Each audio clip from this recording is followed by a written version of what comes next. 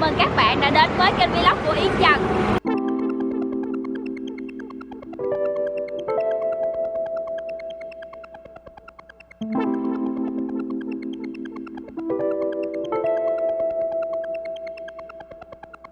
Các bạn ơi, thì hôm nay Yến sẽ đưa các bạn cùng Yến đi tham quan một ngôi chùa tại thành phố Sóc Trăng của quê Yến. Đó chính là chùa Roi Tâm Chắc các bạn. Trong tiếng Khmer thì chùa Roi Tâm Chắc còn có nghĩa là ở giữa các bạn, vì chùa này đã có nằm ngay ở giữa của hai ngôi chùa đã có trước đó là chùa Bảy Sao và chùa Anh Tắc Cô Xây. Vì vậy mà chùa được đặt tên là Roi Tâm Chắc. Bây giờ chúng ta sẽ cùng vào bên trong để tham quan ngôi chùa Roi Tâm Chắc này có những gì nha các bạn.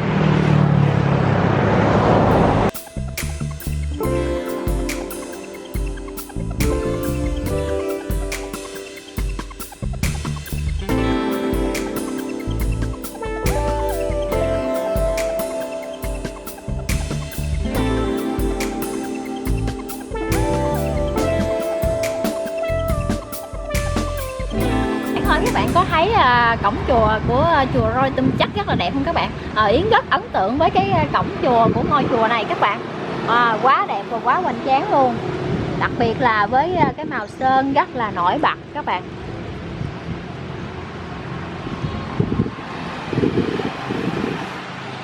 Vừa bước vào cửa cổng chùa thì có một điểm nổi bật khác thu hút Yến, đó chính là ở trong chùa các bạn là có trồng rất là nhiều cây sao và cây dầu các bạn. Đây các bạn xem nè, dường như xung quanh chùa là được bao quanh bởi rất nhiều cây sao cây dầu. Chính vì thế mà những cây sao dầu này nè có thể giúp cho sân chùa các bạn, khuôn viên chùa lúc nào cũng gợp bóng mát. Ngoài ra thì chùa còn sử dụng gỗ thân cây sao cây dầu này nè các bạn để sửa chữa một vài vật dụng ở trong chùa, có thể làm bàn ghế hay là xây dựng cái gì đó các bạn, rất là tốt các bạn. Cũng rất là thích cái vườn sao này các bạn ơi.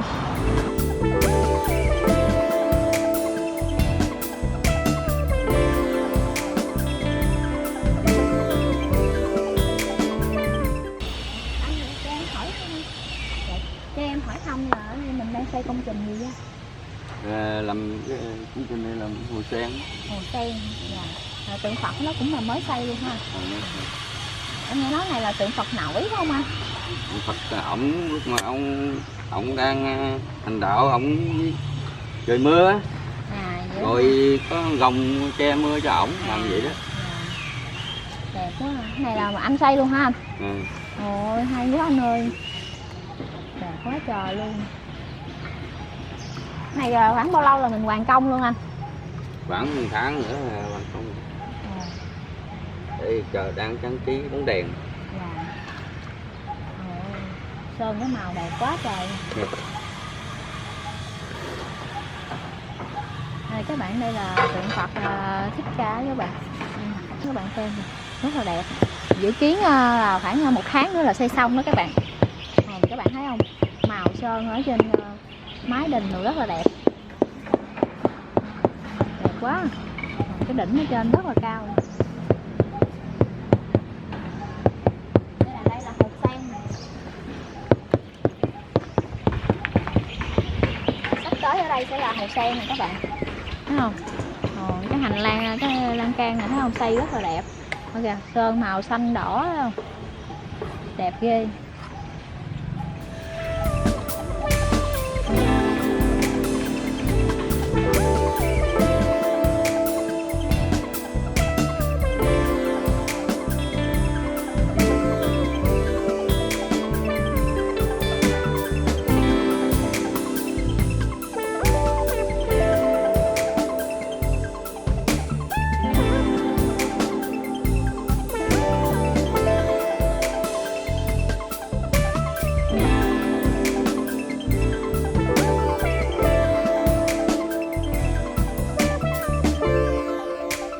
Các bạn ơi, cái người thợ xây chùa các bạn là người Khmer mà là cũng thân thiết với chùa các bạn. Bởi vậy các bạn coi nè, lúc mà người ta xây người ta rất là kỹ. Họ coi ngôi chùa như là ngôi nhà của mình vậy các bạn. Kể cả cái gốc cây họ cũng sẽ không bỏ mà họ giữ lại là các bạn, họ uốn lượn cái nền xi măng này nè để mà giữ lại cái gốc cây. Đúng không?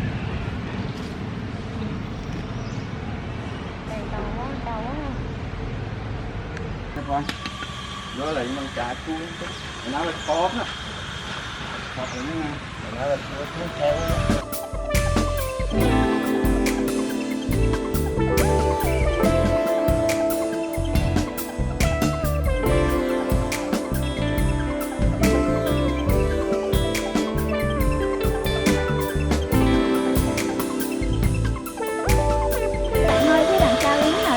có một công trình đang xây dựng không các bạn? Đó chính là chánh điện của chùa đó các bạn. Chánh điện của chùa là được khởi công xây dựng là cách đây khoảng 5-6 tháng các bạn. Chánh điện cũ thì được xây năm 1952 và đến nay thì nó xuống cấp nhiều, cho nên bây giờ nhà chùa đang sửa lại. Thì cái tiến trình xây dựng thì cũng tùy vào cái mức độ cúng dường của bà con Phật tử đó các bạn.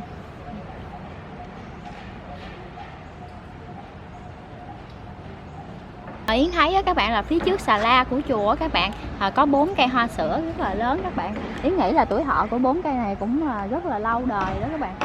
Thấy không? Rất là cao luôn, cái thân cây rất là to. Yến thật sự là rất là thích cái khuôn viên của chùa này các bạn. Tại vì quá mát luôn các bạn, trồng quá trời nhiều cây luôn. Cây sao, cây dầu, cây bông, cây sữa, hoa sữa nè. Rồi cây mấy cây kiển bonsai rồi các bạn, rất là nhiều. Yến rất là thích, rất là mát. Còn đây là sala của chùa này các bạn. Rất là đẹp các bạn. Đã được xây dựng cũng khoảng 10 năm rồi đó các bạn.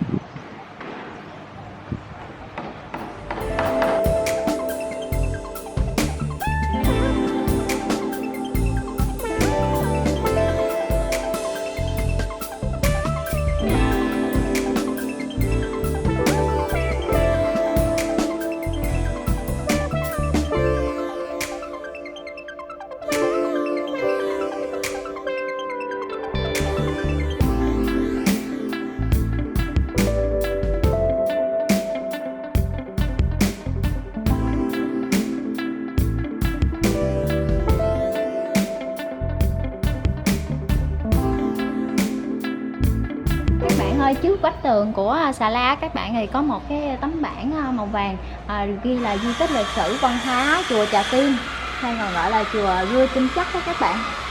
Thì theo Yến được biết thì chùa được xây dựng vào năm 1465 và trải qua nhiều cuộc trùng tu đó các bạn. Khi mà mới xây dựng thì chùa chỉ xây bằng những cái vật liệu đơn giản giống như là gỗ hoặc là lá thôi. Cho đến 2 cuộc trùng tu lớn thì năm 1888 và một cuộc trùng tu gần đây là năm 1952 các bạn. Và chánh điện chùa thì lúc đó cũng là được xây chung với xà la vào năm 1952 luôn các bạn. Thì chùa Rua Tinh Chắc của mình thì nằm ngay trên đường Trần Hưng Đạo của phường 10 thành phố Sóc Trăng các bạn. Nằm ngay mặt lộ luôn, khi mà các bạn đến thành phố Sóc Trăng thì rất là dễ tìm các bạn. Nhưng mà các bạn xem nè.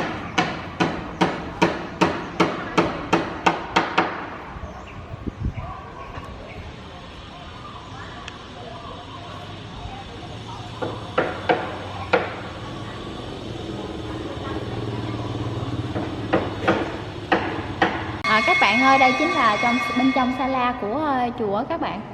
Có bên trên điện thì có rất là nhiều tượng Phật Thích Ca với rất là nhiều kích cỡ các bạn. Và trên mỗi bức tường cũng là những hình ảnh về cuộc đời của Phật Thích Ca.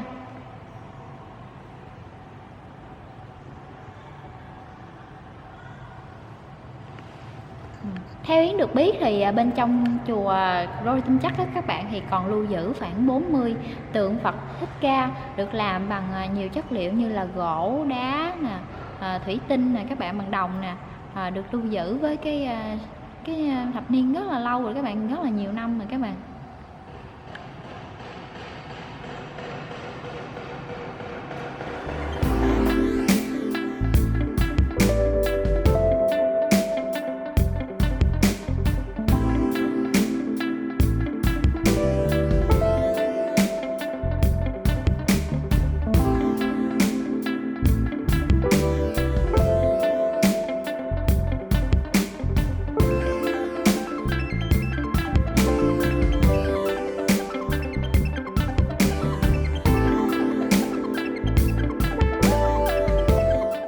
ơi, bên trong sala có rất nhiều vật dụng được làm bằng gỗ các bạn. Đây điển hình như là cặp kỳ lân này các bạn, kỳ lân và đây con nai nữa các bạn. Ba vật dụng này các bạn nhìn thấy sơn màu rất là đẹp đúng không các bạn? Theo Yến được biết thì toàn bộ ba cái con vật này các bạn là đều được làm bằng gỗ hết luôn các bạn. Và Yến có hỏi sư thì sư nói là ba con vật này là 2 con kỳ lân và 1 con nai, thì sư sẽ dùng để khi mà các sư thuyết giảng thì các sư sẽ ngồi lên đây để mà làm thuyết giảng cho mọi người á các bạn. Rất là đẹp. Và có một điều nữa là 3 con này là có tuổi thọ rất là lâu các bạn nha bạn, gần 100 năm rồi đó các bạn. Đây toàn là bằng gỗ không đó các bạn.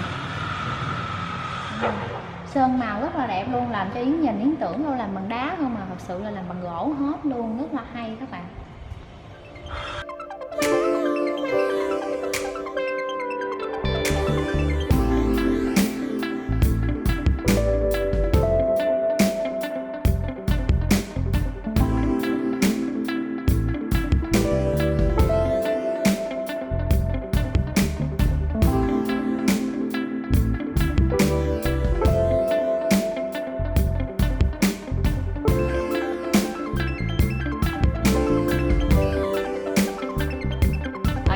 Đây xung quanh Yến là bộ nhạc cụ ngũ âm của dân tộc Khmer các bạn.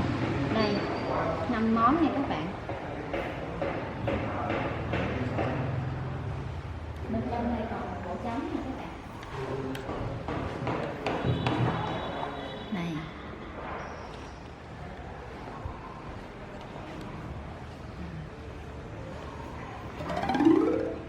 Các bạn nghe này rất là hay các bạn.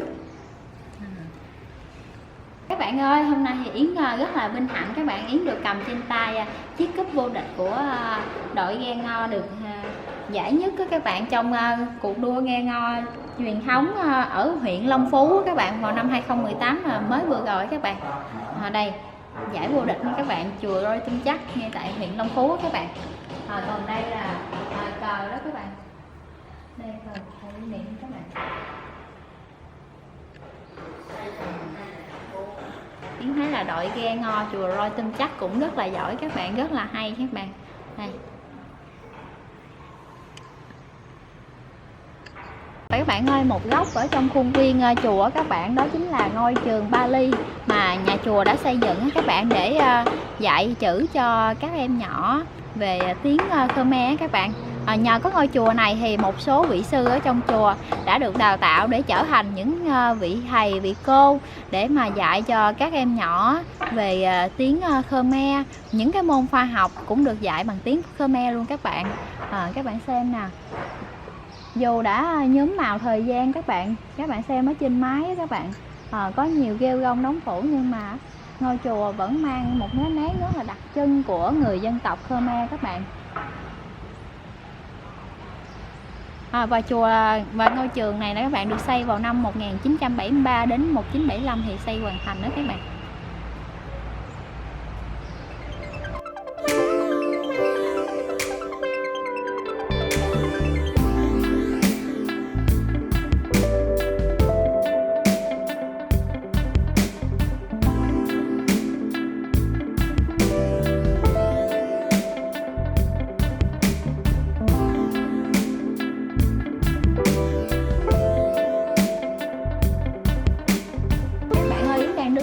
Chiếc ghe ngò của chùa Roi Tum Chắc đó các bạn, trong đợt đua ghe ngò lần 2018 vừa mới rồi đó các bạn. Đây các bạn xem nè, ghe ngò của chùa được trang trí với màu sắc rất là bắt mắt các bạn, với nhiều hoa văn rất là độc đáo.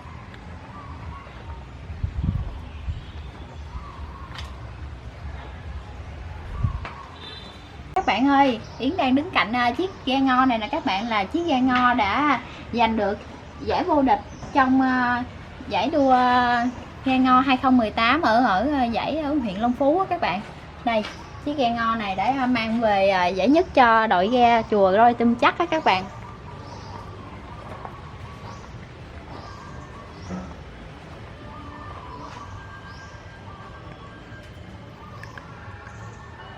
Các bạn ơi, bên trong chùa có nuôi một con trăn đó các bạn. Con trăn này có tuổi thọ là khoảng 11 tuổi rồi đó các bạn, 11 năm tuổi rồi. Lúc trước thì chùa được một Phật tử dâng cho các bạn, là lúc mà nghe nói là lúc mà cho thì nó mới bằng một ngón tay cái của mình lớn hơn ngón tay cái chút xíu mà bây giờ sau 11 năm thì nó đã to như vậy đó các bạn. Nó nặng khoảng gần 100 kg các bạn. Đây các bạn xem nè, rất là to các bạn, dài lắm, con này dài lắm, sống rất là lâu rồi đó, 11 năm rồi đó các bạn.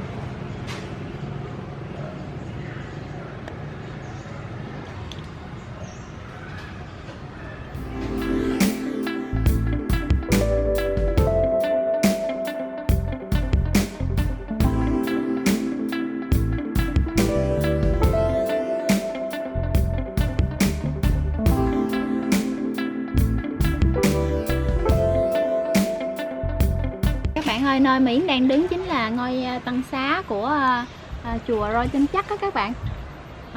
Giống như một số ngôi chùa mà Yến đã từng tham quan thì tăng xá này có cái kiến trúc giống như là kiến trúc mà Pháp Khmer các bạn, rất là vừa cổ điển mà vừa đặc trưng của người Khmer nữa các bạn, rất là đẹp.